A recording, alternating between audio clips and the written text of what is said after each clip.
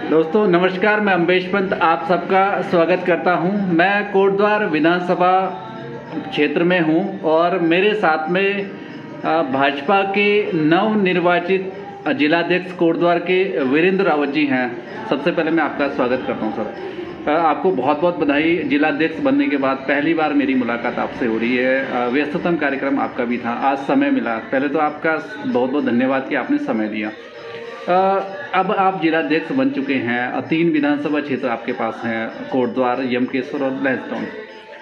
सबसे पहले मैं बात करूंगा आपसे कि जो आपकी अब जिलाध्यक्ष बनने के बाद नई टीम का जो गठन होगा वो किस तरह से आप उसका गठन करेंगे।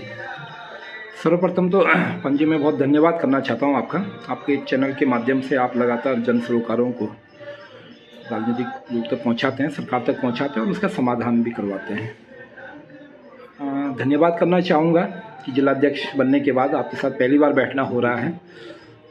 निश्चित रूप से अब मुझे भी अब टीम बनानी है, अपनी ज़िले की टीम का गठन करना है, मंडलों का गठन करना है, मोर्चों का गठन करना है।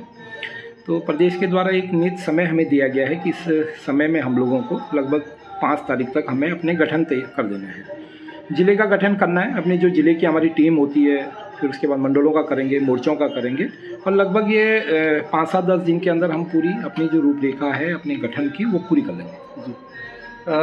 अभी आप बहुत युवा अध्यक्ष आप बने हैं, कई सारे कार्यकर्ता काफ़ी पहले से भाजपा के साथ में जुड़े हैं, पुराने कार्यकर्ता भी हैं, तो उसमें किस तरह से एक सामंजस्य बिठाने का आप काम कर रहे हैं। निश्चित रूप से भाई साहब, ये मुझे मेरे जीवन का बहुत बड़ा सौभाग्य है कि आज मुझे एक ऐसे राष्ट्रीय दल का जिलाध्यक्ष बनने का अवसर मिला है जिसका आज चारों डंका बज रहा है। देश में मोदी जी और भारतीय जनता पार्टी की सरकार लगातार चल रही है। कम उम्र है लेकिन ऐसा नहीं है कि अनुभव की जहाँ तक बात करेंगे, मैं 3 बार पूर्व में जिले का महामंत्री रहा हूँ, उससे पूर्व में प्रदेश का उपाध्यक्ष युवा मोर्चा रहा हूँ और उससे पूर्व में भारतीय जनता पार्टी युवा मोर्चे का जिलाध्यक्ष भी रहा हूँ।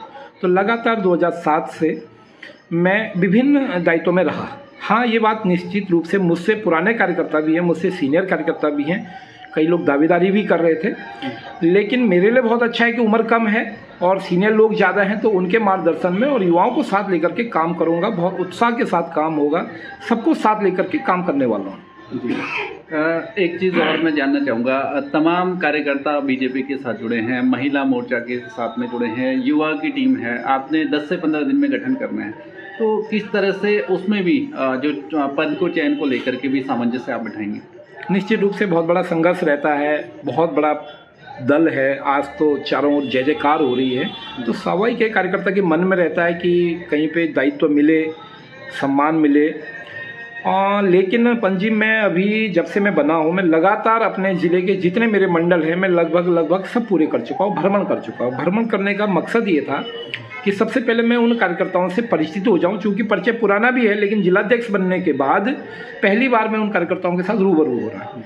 जब मैं मंडलों में गया, उनका उत्साह को देखा, पुराने कार्यकर्ताओं का जो मेरे प्रति एक प्रेम है, नए कार्यकर्ताओं में उत्साह है कि एक युवा जिलाध्यक्ष बना है, तो निश्चित रूप से मंडलों में जाके फ़ायदा बहुत हो रहा है मुझे कि एक एक्चुअल स्थिति क्लियर हो पा रही है कि कौन कार्यकर्ता के अंदर एनर्जी है, कौन कार्यकर्ता कहाँ पे फिट बैठ सकता है, किसको हम कहाँ पे फिट करें। तो एक तो वो मेरे मंडलों में जाकर के मुझे एक क्लियर पिक्चर सामने आ रही है। दूसरा, सामंजस्य कैसे बैठेगा, स्वाभाविक है, होना है, लेकिन ये मेरी कार्यकुशलता होगी कि मैं सबको साधते हुए भारतीय जनता पार्टी की एक ऐसी टीम बनाऊं कि जिसके साथ मैंने 3 साल काम करना है। मैं समझा रहा हूं कि भाई काम कार्यकर्ता को करना पड़ेगा, उसका कोई विकल्प नहीं है। जो काम कर सकता है तो वो उसके लिए खुले विकल्प है और भारतीय जनता पार्टी में दायित्वों की तो कमी नहीं है। बहुत लंबी चौड़ी हमारी टीमें बनती हैं, काम करने का अवसर मिलता है और जिसके अंदर पोटेंशियल है वो होगा भी और उसको दायित्व भी मिलेगा जी। एक बड़ा सवाल ये रहेगा, नगर निगम का चुनाव कोटद्वार में होना है, लगभग 1 साल से भी कम समय है जब चुनाव होने हैं यहाँ पे। 5 साल यहाँ पे लगभग नगर निगम को बने हो जाएंगे जब चुनाव होंगे। बड़ी चुनौती रहेगी, किस तरह से भाजपा आगे तैयारी करेगी, क्योंकि कहीं ना कहीं वर्तमान में कांग्रेस पार्टी से यहाँ पे मेयर है और कहीं ना कहीं एक राजनीतिक जो एक प्रतिद्वंद होता है उसकी वजह से कई सारे विकास कार्य रुक जाते हैं। मैंने भी इस चीज़ को महसूस किया यहाँ पे। तो किस तरह से तैयारी रहेगी नगर निगम में, अगर पार्टी की अगर बात की जाए तो भाजपा की किस तरह से तैयारी रहेगी। निश्चित रूप से चुनाव बहुत नज़दीक हैं और केवल एक ही निगम का चुनाव नहीं है। मेरे पास तो अब नज़दीक में अभी सहकारिता के चुनाव होने वाले हैं, उसके बाद पंचायतों के चुनाव होने, लोकसभा के चुनाव, तो लगातार पूरा जो कार्यकाल है वो चुनाव में निकलने वाला है। लेकिन जहाँ तक रही निगम की बात, और जहाँ पर हम लोग बैठे हुए कोटद्वार विधानसभा है, दुर्भाग्य से ऊपर से लेकिन नीचे तक हम लोग हैं, लेकिन निगम में कांग्रेस सत्तासीन है।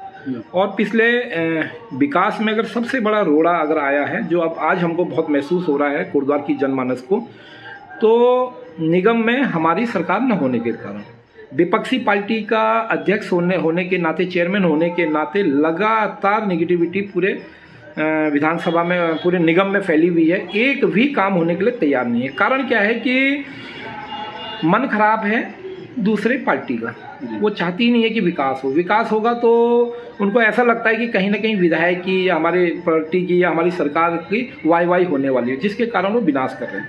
अब संघर्ष बड़ा ये है कि हमें किसी भी हालत में नगर निगम में भारतीय जनता पार्टी के कार्यकर्ता को चुन के लाना है।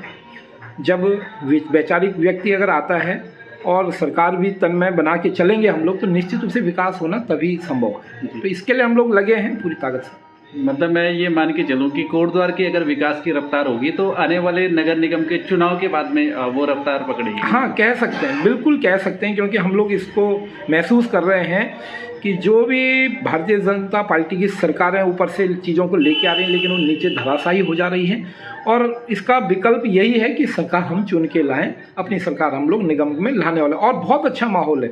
मैं आपको एक बात और शेयर करना चाहता हूँ कि आज आम जनमानस समझ चुकी है कि जब सरकार बीजेपी की है, पूरे देश में, प्रदेश में विधायक हमारे हैं, तो अब हमें मेयर भी बीजेपी का देना है। ऐसा माहौल बना हुआ।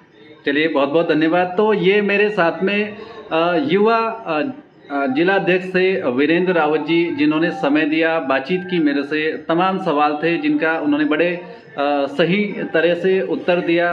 अब देखना होगा, जब चुनाव एक बहुत बड़ा मुद्दा रहेगा नगर निगम का चुनाव का। भाजपा ने यहाँ पे एक ऐतिहासिक जीत दर्ज की विधानसभा चुनाव में। अब देखना होगा कि किस तरह से भाजपा का संगठन उनके नेतृत्व में कोटद्वार नगर निगम में भी अपनी जो दावेदारी है उसको मजबूत करती है, उसमें जनता का विश्वास जीत पाती है। ये तो आने वाला समय बताएगा। बहरहाल युवा जिलाध्यक्ष के पास जिम्मेदारी है, तो युवाओं की एक उम्मीद होगी, ऐसी उम्मीद की जाती है।